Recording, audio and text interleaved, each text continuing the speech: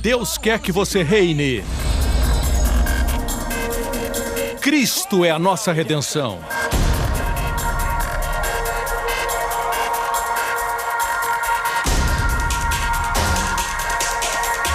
Deus é justo e faz o pecador justo.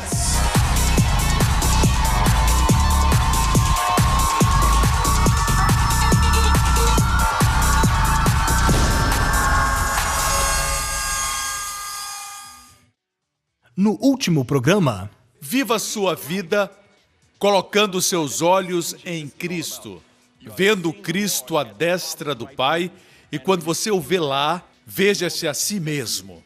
Essa é a sua posição. Tudo que ele experimenta agora, o favor de Deus, a bênção de Deus, aí está você. hoje com o pastor Joseph Prince. Quase todas as semanas, temos testemunhos que chegam. Testemunhos como este. Eu vou ler um testemunho. E vem de uma mulher de Michigan, Estados Unidos. Eu sou crente desde 1976. Contudo, fui ensinada quanto às condições necessárias para ser santa. E quanto mais tentei cumprir essas condições, mais fracassei. Eu buscava a aprovação das pessoas quando fui rejeitada pelo meu pai e minha mãe, quando fiquei grávida na adolescência. É muito fácil para nós, quando olhamos para essas mulheres, mesmo aqui em Singapura, quando olhamos para mães solteiras e falamos, isso é tão impróprio, isso é tão vergonhoso, e condenamos essas adolescentes. Mas o fato é que quando as pessoas creem errado, elas vivem errado. Ok? Veja essa mulher. Ela buscava aprovação, ela disse. Ela foi rejeitada pelo seu pai. E terminou com uma gravidez indesejada. Deus é compassivo com pessoas assim. Deus enviou seu filho, não para condenar, mas para que o mundo fosse salvo por ele. Como você vê o mundo? Eu também tentei ganhar a aprovação de Deus, mas sempre também fracassei. Muitas vezes fracassei. Meu casamento acabou em adultério e divórcio. Uma desgraça. Raízes de condenação. Guarde essa expressão. Raízes de condenação tomaram conta da minha vida, apesar da minha sinceridade em buscar mudar de vida. Eu queria ser uma boa esposa e mãe. Eu me sentia como alguém num bote sem um remo, numa corrente muito forte. Eu não sabia que podia descansar na obra concluída por Jesus. Mesmo após a restauração do meu casamento, eu e o meu marido tínhamos raiz de condenação.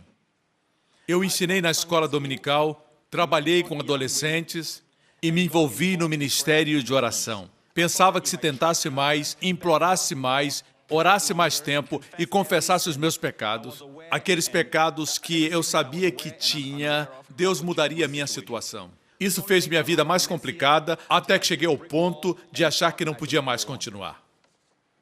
Em 2011, li Destinados a Reinar. Estava tão faminta que devorei o livro e todos os CDs de pregação do pastor Prince. Foram como oxigênio para a minha alma. E pensar que crer errado a respeito da graça de Deus me fez sofrer tantos anos de escravidão. Minha mente ficou livre de mentiras religiosas e eu me senti tão feliz e livre para escutar o Espírito Santo. Você ouviu isso? Quando você fica livre da condenação, você fica livre para ouvir o Espírito Santo. A Bíblia diz isso. Em Romanos 7, a Bíblia diz que agora que somos livres da lei, estando mortos para aquilo que nos prendia, servimos conforme o novo modo do Espírito, e não segundo a velha forma da lei. Diz que agora fomos libertos da lei. Irmãos, vocês foram libertos da lei.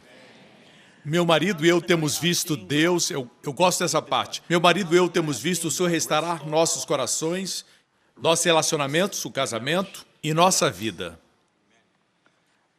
Aprendemos que Deus é maior do que nossas circunstâncias e nossos pecados foram todos pagos. Agora, observe, pessoas que sabem que seus pecados foram perdoados se tornam licenciosas? Essa é a acusação que fazem de que aqueles que creem na graça se tornam indulgentes, se tornam licenciosas, se tornam pecadoras e preguiçosas. Mas veja esse caso. Ela diz, meu marido e eu vimos Deus restaurar nossas vidas, Deus é maior que nossas circunstâncias e nossos pecados foram perdoados e agora conseguimos entender e ver as mentiras do inimigo. Sabemos que Deus é por nós e isso não podemos jamais perder. Amém? Nós participamos diariamente da ceia do Senhor nesses últimos 2 anos. O resultado de ser livres da lei é participar todos os dias da ceia. O que as pessoas dizem é, quando você é livre da lei, você fica com o coração frio. A ceia é se lembrar do Senhor. Todos os dias, por 2 anos, eles se lembravam do Senhor. O casamento foi restaurado, seus corações foram restaurados, seus relacionamentos foram restaurados. O que você tem para oferecer quando se opõe à graça? Onde estão os seus testemunhos? Vocês que se opõem à graça e dizem que isso é extremismo, onde está o testemunho de vocês?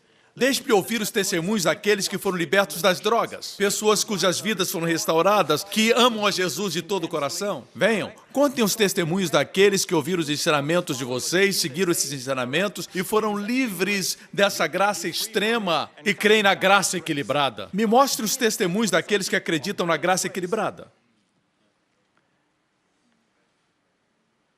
Vejam, igreja, não deixe que o inimigo encubra os seus olhos.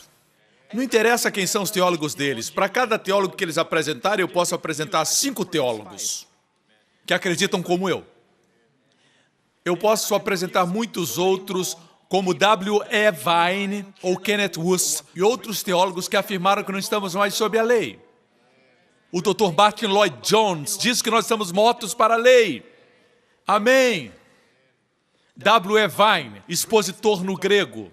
O seu livro é considerado o livro principal do estudo do grego. Ele disse, não estamos mais sob a lei, estamos mortos para a lei. Se depender do grego, terminamos todo o nosso relacionamento com a lei. Ainda não terminei. Temos participado diariamente da ceia do Senhor já por 2 anos. Isso muda a forma como enfrentamos o nosso dia. Sabendo que não merecemos a graça de Deus me faz amar cada vez mais ao Senhor Jesus Cristo.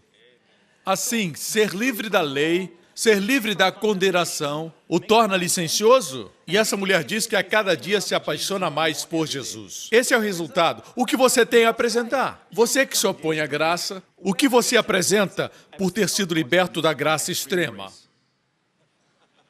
Da graça radical. Apresente o seu lado. Mostre seus testemunhos e eles têm que ser regulares. Não pode ser o testemunho de um parente seu. Não pode ser da esposa. Amém?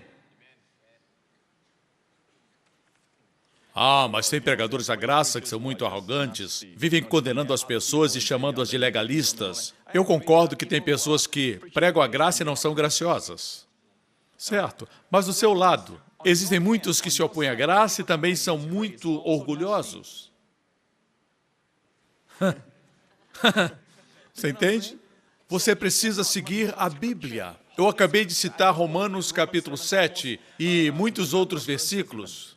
Eu sempre tento respeitar o contexto, não é questão de o que esse teólogo diz, o que aquele diz. Eu já disse que para cada teólogo que você me apresentar, eu apresento 5. Para cada 5, eu apresento 10 do meu lado. Portanto, não vamos seguir isso. Deus nunca nos mandou buscar teólogos, mas a sua palavra. Vocês me acompanham? E ela termina dizendo que se apaixonou mais pelo Senhor. Obrigado, pastor, por compartilhar a revelação. Igreja, esse é o Evangelho de Jesus Cristo e está transformando vidas. Você lembra de Jesus, quando trouxeram aquela mulher pega em adultério, flagrada no ato do adultério, e ela foi flagrada por teólogos, pessoas que conheciam a Bíblia. Amém? Ela foi arrastada e lançada diante do Senhor Jesus, mas o homem não foi trazido. No adultério tem que ter um homem. Eu acho. Então, eu imagino que era um fariseu. Não trouxeram um dos seus.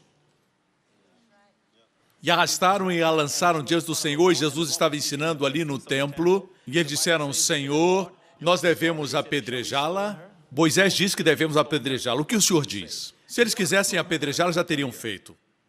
Não estavam interessados na mulher, nem interessados na justiça moral de Deus. Eles queriam experimentar Jesus. Eles queriam ouvir o Senhor dizer, não apedrejem. E eles diriam, quebrou a lei de Moisés. E se dissessem, apedrejem-na, então todos aqueles que o seguiam, Todos os que ouviram seus ensinamentos estariam muito confusos. Pensaram que tinham um encurralado. Você conhece a história? Ele, abaixando-se, escreveu na terra. E esse registro é o único registro do Senhor Jesus escrevendo nos evangelhos. E muitos anos atrás, eu imaginei do mesmo jeito que estava retratado no filme Paixão de Cristo, ele fazendo risco na terra. No filme eu não consegui perceber o que o ator escreveu, parecia um S, mas Jesus escreveu. Quando a Bíblia diz que ele escreveu, ele escreveu. Ele não estava rabiscando. A Bíblia diz que ele escreveu. E o que ele escreveu? Eu estive em Israel alguns anos atrás e fui para a região onde estava o templo. É claro que o templo não está mais lá, não ficou pedra sobre pedra, mas lá percebemos que a região onde estava o templo é formada de pedras de cobalto. Na verdade, naquela região do templo, o solo é composto ainda por pedras. É ali que muitos rabinos ensinavam. Dessa forma, quando Jesus escreveu no solo, ele escreveu na pedra. Seu dedo escrevendo na pedra, o que ele estava dizendo, eu sou aquele que deu a lei. Vocês são aqueles que ensinam a lei, eu sou o que deu a lei. Ele se levantou e disse para eles assim, vocês que se orgulham de serem os guardiães da lei, aqui está a lei. Aquele que não tem pecado, atire a primeira pedra. Eles não podiam dizer que ele não mandou apedrejá-la, eles não podiam dizer que ele não guardou a lei de Moisés, ele guardou, mas só o que era qualificado, sem pecados, podia atirar pedras. Lá havia um, sem pecados, ele mesmo, e ele não jogou pedras. Um a um eles saíram, ficando o Senhor. Eu gosto de dizer assim, se eles pudessem, eles a apedrejariam, mas eles não podiam. Ele poderia apedrejá-la se ele quisesse, mas ele não quis. Essa é a beleza do Senhor. E quando o Senhor perguntou onde estão os seus acusadores, ela olhou e eles já tinham ido. E o Senhor, eu creio, disse para ela, assegurou e disse, eu também não te condeno. Vá e não peque mais.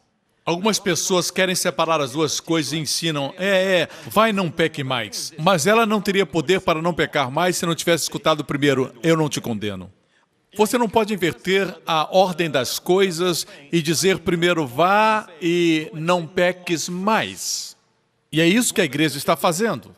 E aí não vamos condenar você. O Senhor não a condenou. Pense bem, ela foi pega no ato do adultério e o Senhor disse, eu não te condeno. O Senhor aprovou o adultério dela? Não. Ele teria que pagar, é como se fosse uma conta de crédito. Todos os milagres de cura, todo o perdão de pecados que ele realizou enquanto estava caminhando aqui na terra, em Marcos, Lucas, João, tudo que ele fez antes da cruz, tinha que ser pago.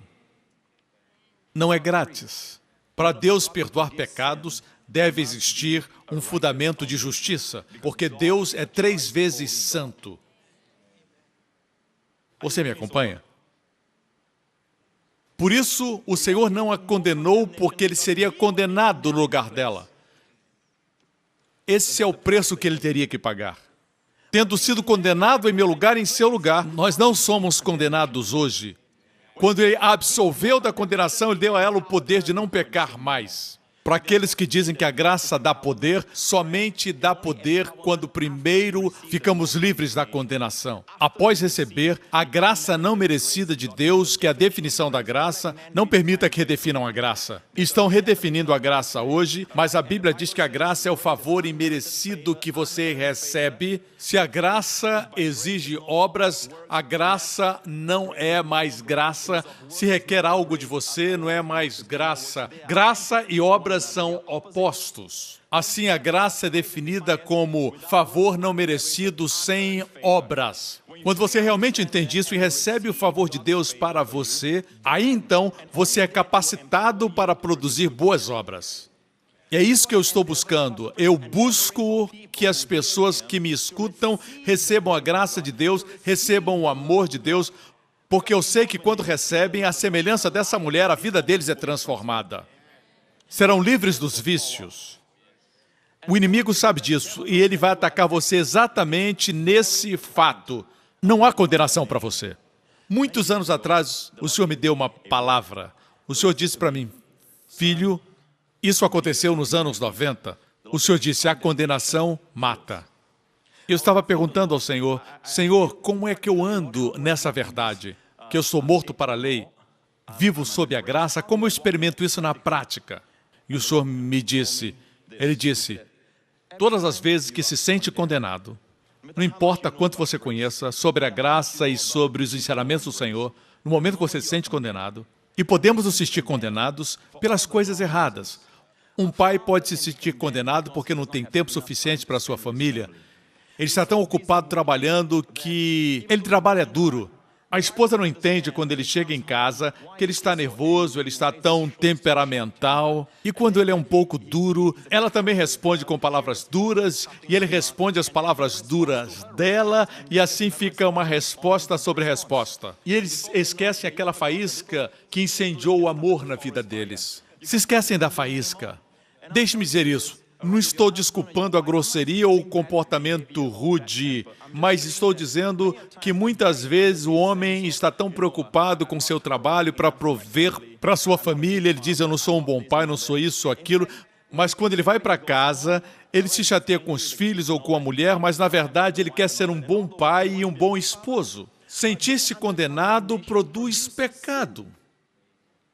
Dessa forma, Deus disse para mim, lembre-se, sempre que alguém se sente condenado, isso mata. E mata relacionamentos, mata a saúde. Existem pessoas que estão enfermas hoje porque se sentem condenadas. É tão sutil que nem percebem.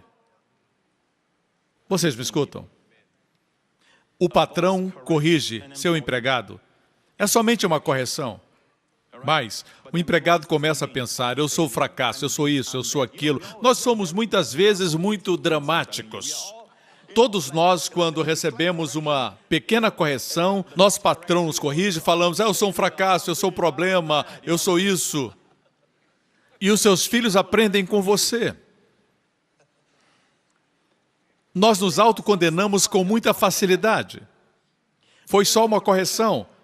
Porque o seu patrão se preocupa, e mesmo quando ele não corrige da forma certa e parece que ele está condenando você, você não precisa receber.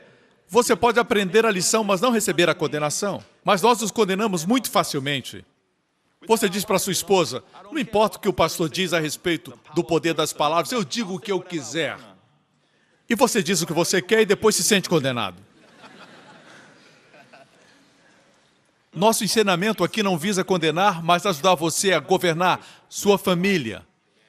São ensinamentos de graça. Amém, irmãos? Assim eu perguntei ao Senhor, o Senhor disse, a condenação mata. Em todas as áreas da vida, a condenação mata. E na minha vida, Ele tem me lembrado muitas vezes dessas palavras. Eu não sabia o que significava viver na graça. Eu entendi quando Ele me disse isso, porque eu facilmente me condenava e me criticava. E quando nós nos condenamos, nós também olhamos para os outros e os condenamos.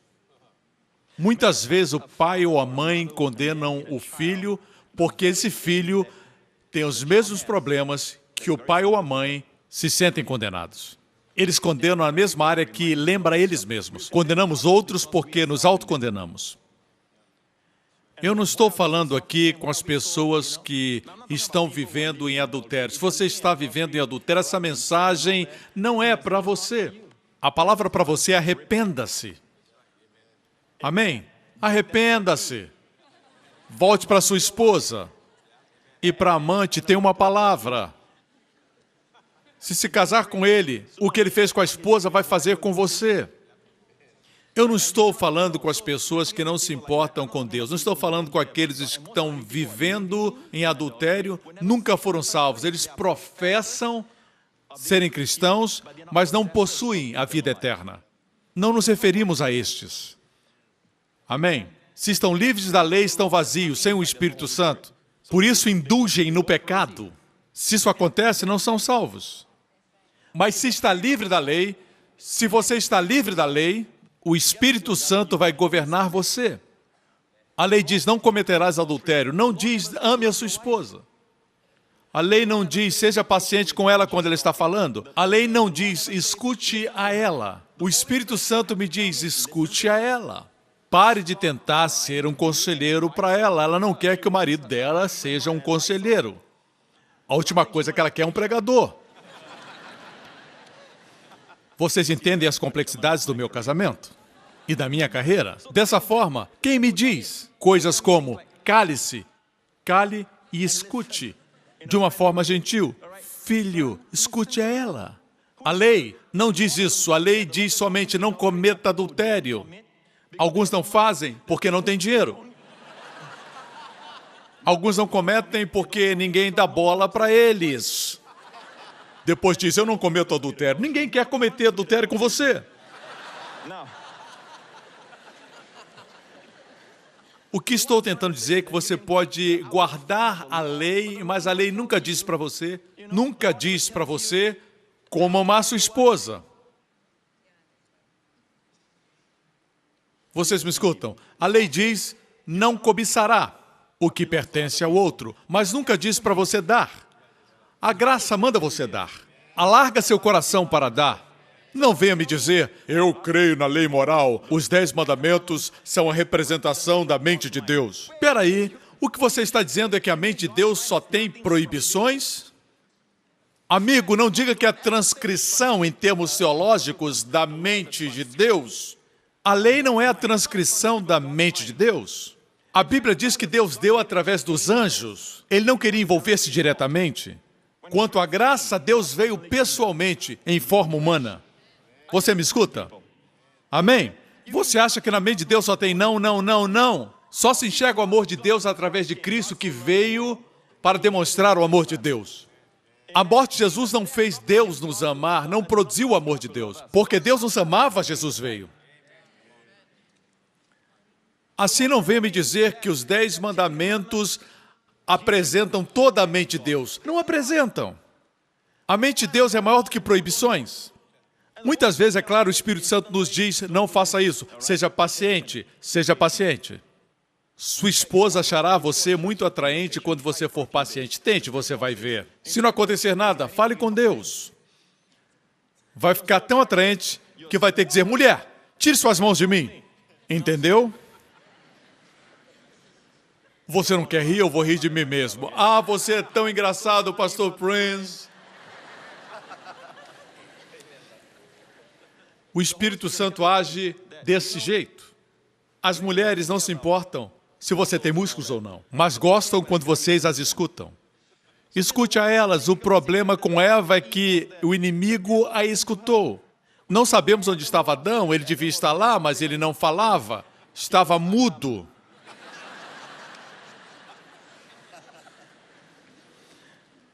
E o diabo falou. E a mulher falou, e o diabo a escutou. Ele disse não. Para dizer não, ele estava escutando as palavras de Eva. Ele estava escutando a ela. Os sedutores são aqueles que sabem escutar. Não deixe que outro escute sua esposa. Mas eu escuto, pastor. Estou me referindo a escutar de boca calada. Não ficar fingindo. Eu sei, eu vejo, não sei como aquele meu patrão. Sim, sim. E ela pergunta, o que foi que eu disse? E você repete as últimas palavras que ela falou. Você repete o que ela disse, eu estou falando escutar de forma atenciosa. Você aprende com o Espírito. Isso se aplica aos filhos adolescentes. Às vezes eles só querem ser ouvidos. Minha filha muitas vezes não quer o meu conselho, ela quer que eu a escute. E quando eu escuto, ela derrama seu coração, expressa as insatisfações que ela tem na escola ou em algum outro lugar. E quando eu não a condeno, mas a escuto e digo, eu não vou me importar com isso, eu vou comprar um presente para ela, ela acaba escolhendo o melhor. Temos que confiar na ação do Espírito na vida deles. Temos que escutá-los sem condená-los. Mas muitos queremos sempre dar conselhos. Somos os conselheiros, os pregadores do momento. O que você tem que fazer, Jéssica? Ela não quer um pregador em casa. Normalmente, quando nós saímos, eu sempre mordo a língua. O Espírito Santo diz, esse não é momento para dar conselhos, não é o momento certo, é hora de curtir as férias. Você diz, há muito tempo que eu não tenho férias, agora é a hora, não faça das suas férias uma escola.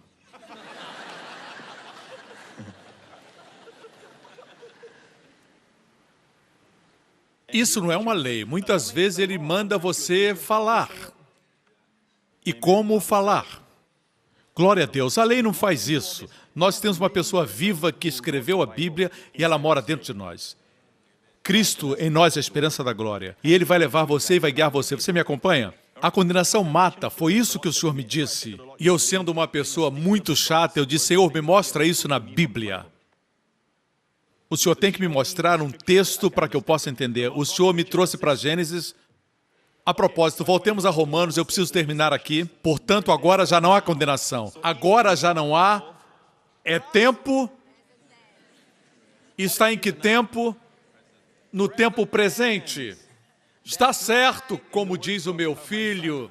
Está certo. Ele fala assim.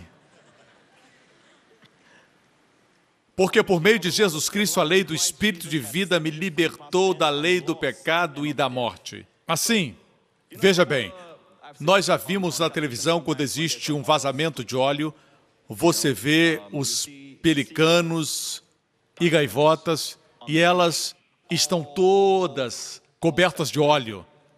Você já viu isso? Elas não conseguem voar. Se ninguém ajudar, elas vão morrer. Por isso, Romanos 7 termina assim. Com a mente, eu próprio sou escravo da lei de Deus, mas com a carne, da lei do pecado. Quem me libertará do corpo? Eu sou como as gaivotas e como os pelicanos. Eu tenho a lei de vida e a minha mente diz, é isso que eu quero fazer, mas eu não posso voar. Eu estou saturado de óleo, eu estou pesado, eu não consigo voar. As penas estão encharcadas, eu tenho vida no meu interior, mas ela não consegue fluir.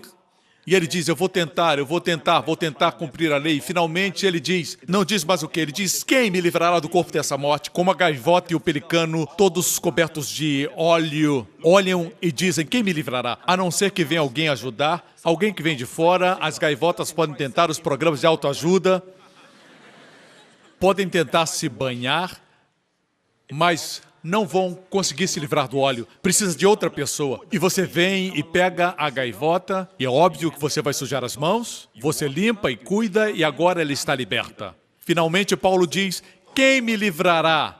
Só uma pessoa. A ajuda vem de fora, não de dentro do homem. No próximo programa, Deus não quer que você esteja em nenhuma escravidão. Ele quer você livre. Se o Filho libertar, verdadeiramente serão livres. Você é livre da lei, liberto da lei na linguagem da Bíblia, para se casar com Jesus Cristo. Alguns dizem, eu não quero me casar, não quero perder a minha liberdade. A verdadeira liberdade é encontrada. A energia e o poder devem estar no trilho. Mas o trilho, meu amigo, não são os 10 mandamentos. O trilho é a graça, o trilho é Cristo. E a liderança do Espírito Santo é o trilho.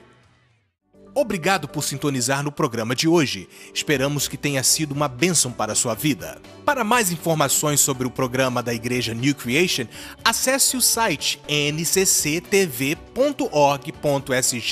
Lá você poderá se inscrever para receber um devocional diário do pastor Joseph Prince. Seja incentivado e fortalecido todos os dias e saiba o quanto Deus lhe ama através desses devocionais. Acreditamos que seu dízimo pertence à igreja que você frequenta e oramos para que você seja grandemente abençoado, altamente favorecido e profundamente amado.